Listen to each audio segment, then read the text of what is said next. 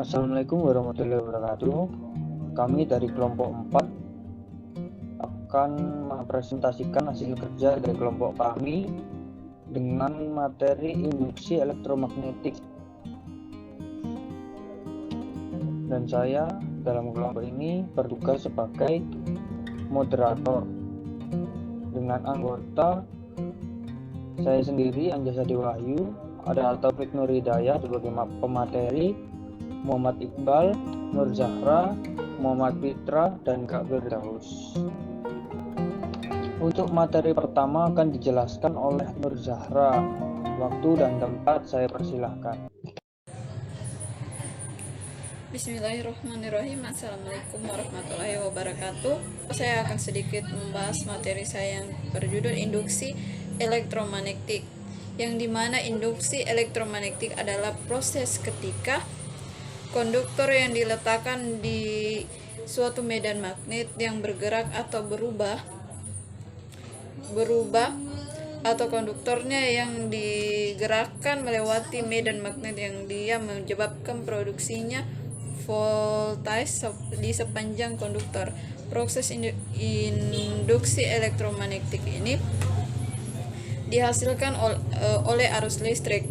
Dan untuk materi gaya gerak listrik induksi atau GGL induksi, yang dimana gaya gerak listrik induksi atau GGL induksi adalah beda potensial yang terjadi pada ujung kumparan karena pengaruh induksi elektromagnetik.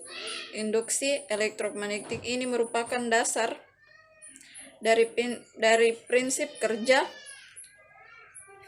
dinamakan atau generator yang di peralatan listriknya lainnya, misalnya transformator. Terima kasih.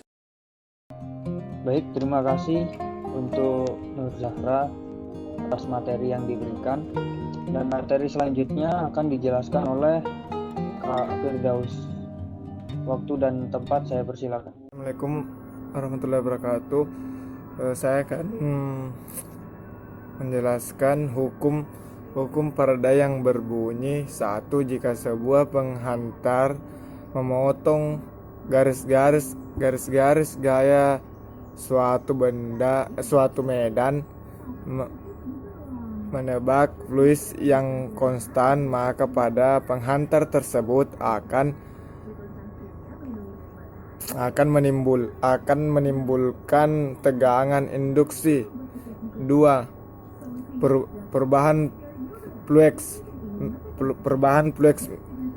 medan magnetik di dalam suatu rangkaian bahan penghantar akan menimbulkan tegangan induksi pada rangkaian tersebut. Oke, terima kasih kepada Kak Firdaus atas materinya. Dan materi selanjutnya akan dijelaskan oleh Muhammad Fitra. Waktu dan tempat saya persilakan. Penyebab terjadinya GGL induksi. Ketika kutub utara magnet batan digerakkan masuk ke dalam kumparan, jumlah garis-garis gaya magnet yang terdapat dalam kumparan bertambah banyak. Ketika kutub utara magnet batan digerakkan keluar dari dalam kumparan, jumlah garis-garis gaya magnet yang terdapat dalam kumparan berkurang.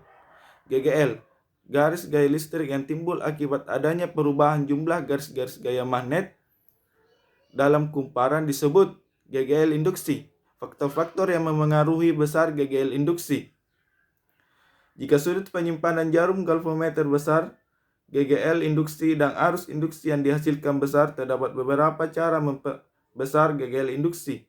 Ada 3 faktor yang memengaruhi GGL induksi, yaitu kecepatan gerak magnet atau kecepatan perubahan jumlah garis-garis gaya magnet, flux magnetik. Kedua, jumlah lilitan. Dan ketiga, medan magnet.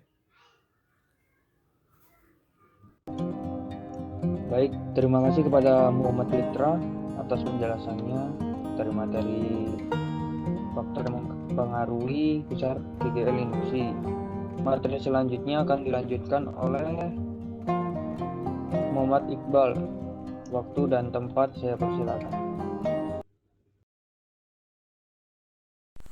Baik, saya akan melanjutkan materi yang telah dibacakan oleh teman saya, yaitu penerapan induksi elektromagnetik.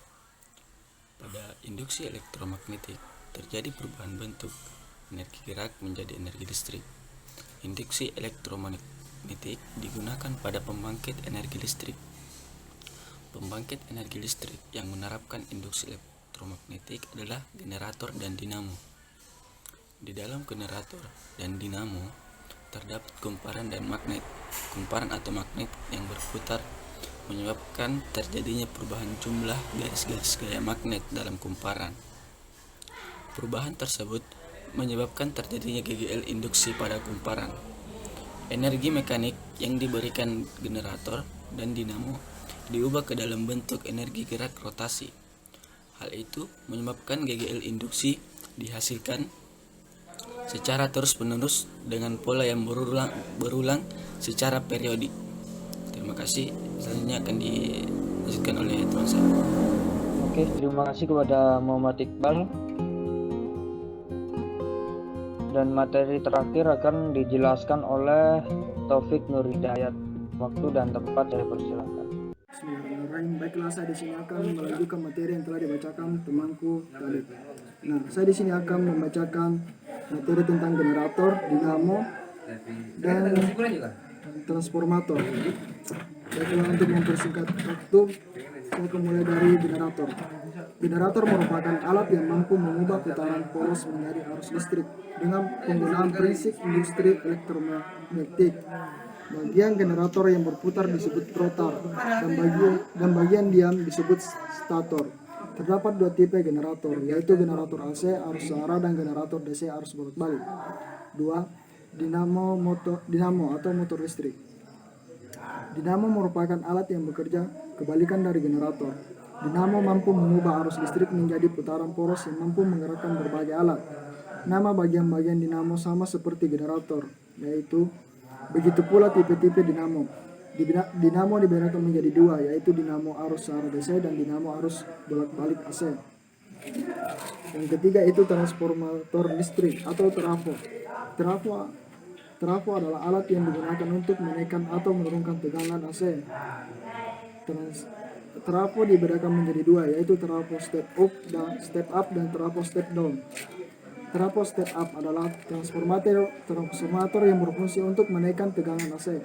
Trafo ini memiliki ciri-ciri, yaitu 1. Jumlah lilitan primer lebih sedikit daripada jumlah lilitan sekunder. 2. Tegangan primer lebih kecil daripada tegangan sekunder. 3. Kuat arus primer lebih besar daripada kuat arus sekunder. Yang kedua yaitu trafo step down adalah trafo yang berfungsi untuk menurunkan tegangan AC. Trafo ini memiliki ciri-ciri. 1. Jumlah lilitan primer lebih banyak daripada jumlah lilitan sekunder. 2. Tegangan primer lebih besar daripada tegangan sekunder. 3. Kuat arus primer lebih kecil daripada kuat arus sekunder. Penggunaan trafo itu sendiri yaitu 1. Sebagai power supply atau catur daya. 2. Adaptor atau penyerapan arus. 3. Transmisi daya listrik jarak jauh. Baiklah, sekian dari materi yang saya sampaikan. Baiklah, sekian presentasi dari kelompok kami. Maaf kalau ada salah kata. Jika ada yang perlu ditanyakan, silakan sematkan di kolom komentar.